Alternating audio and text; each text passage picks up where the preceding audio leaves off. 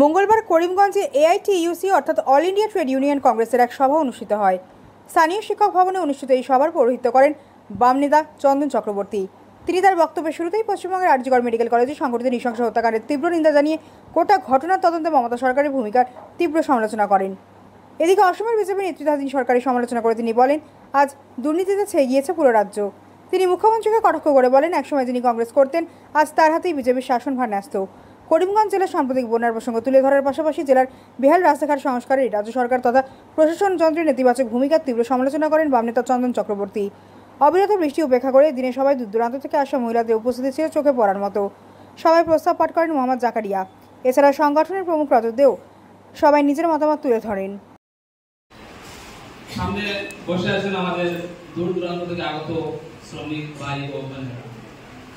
আমাদের পূর্ববর্তী বক্তারা বলেছেন যে কলিকাতায় যে ডাক্তারের সঙ্গে যে ব্যবহারটি হয়েছে, যে নৃশংসভাবে খুন করা হয়েছে, তা অত্যন্ত নিন্দনীয়।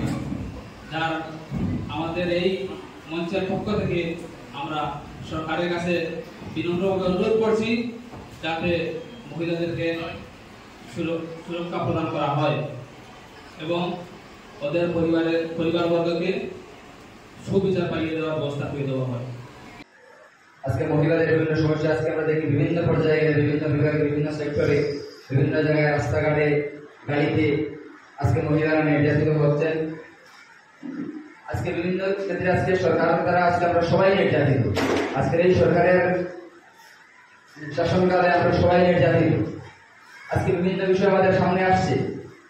আজকে দ্রব্যমূল্য বৃদ্ধির রোধ থেকে মানুষের দৈনন্দিন জীবনের সমস্যার কোনো অভাব নেই। যাদের 1000 টাকা 1200 টাকা আসলে তাদের 3000 4000 টাকা 5000 টাকা হয়ে যাচ্ছে। আজকে স্মার্ট মিটার যোগান দেওয়া হয়েছে। স্মার্ট মিটার দেওয়ার পর যে 1900 টাকা রিচার্জ করতে রিচার্জ সিস্টেম করে দেওয়া হয়েছে। তো তার মাধ্যমে ডাকাতি চলেছে, সেটা ব্যবহার করে বলতে আজকে সবাই সজাগ হয়েছে। আমরা 2021 2022 সেই সময় এই বিষয় নিয়ে আমরা সরব হয়েছিলাম। তখন কিছু মানুষ তখন আমাদের দাবি ছিল, আমরা এই করিমগঞ্জ শহরে অনেক মিছিল মিটিং ধর্ণা করেছিলাম।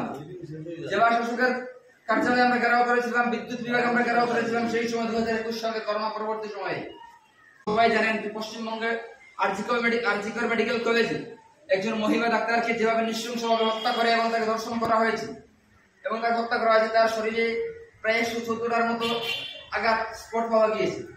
তার হাত, পা, গলার হাড়, মানে প্রতিটি জোড়া অঙ্গ প্রত্যঙ্গ ভেঙে দেওয়া হয়েছে। তো সেই ঘটনা আমরা তীব্র, আজকের এই সভা থেকে সেই ঘটনা আমরা তীব্র নিন্দা এবং ধিক্কার জানাচ্ছি। এবং আজকে আপনারা জানেন এই 15 তারিখ আমরা 78তম স্বাধীনতা দিবস পালন করছি। কিন্তু যখন দাঁড়িয়ে আমরা 78তম স্বাধীনতা দিবস পালন করছি, সেই সময় আমাদের দেশের নারীরা আজকে স্বাধীন নয়, নারীদের সুরক্ষা নেই। তো আমরা আজকের এই সভা থেকে সরকার মহাজনের দৃষ্টি আকর্ষণ করে বলছি যে আপনারা এদেশের নারীদের নিরাপত্তা সুনিশ্চিত করুন। আজকে জানেন পশ্চিমবঙ্গে এই ঘটনা যখন ঘটেছে, সেই ঘটনাকে একটা নির্মম ঘটনাকে আত্মহত্যা ঘটনা বলে চালিয়ে দেওয়া হয়েছে। সেখানে যিনি মুখ্যমন্ত্রী মমতা ব্যানার্জি, তিনি হলেন সেখানে স্বাস্থ্যমন্ত্রীর দায়িত্ব এবং তিনি সেখানে গৃহমন্ত্রীর দায়িত্ব। উনি রাস্তায় বেরিয়ে এখন নাটক করছেন, উনি মিছিল করছেন যে আমরাও তাদের ন্যায় বিচার চাই।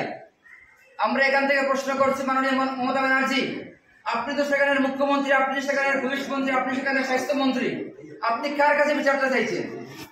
রাজ্যের মানুষ, সমগ্র দেশের মানুষ তো আপনার কাছে সেই বিচার চাইছে। এই ঘটনার অপরাধীদের বিচার আপনার কাছে চাইছে তারা, আপনি কার কাছে বিচার চাইছেন? সেখানে যে পুলিশ মন্ত্রী তিনি, যেই পুলিশ এই ঘটনাকে আত্মহত্যা মামলা দায়ের করলো, সেই পুলিশের বিরুদ্ধে উনি কি ব্যবস্থা নিয়েছেন এখন অব্দি? আমরা একটা সুপ্রস্তাব নেই। পশ্চিমবঙ্গে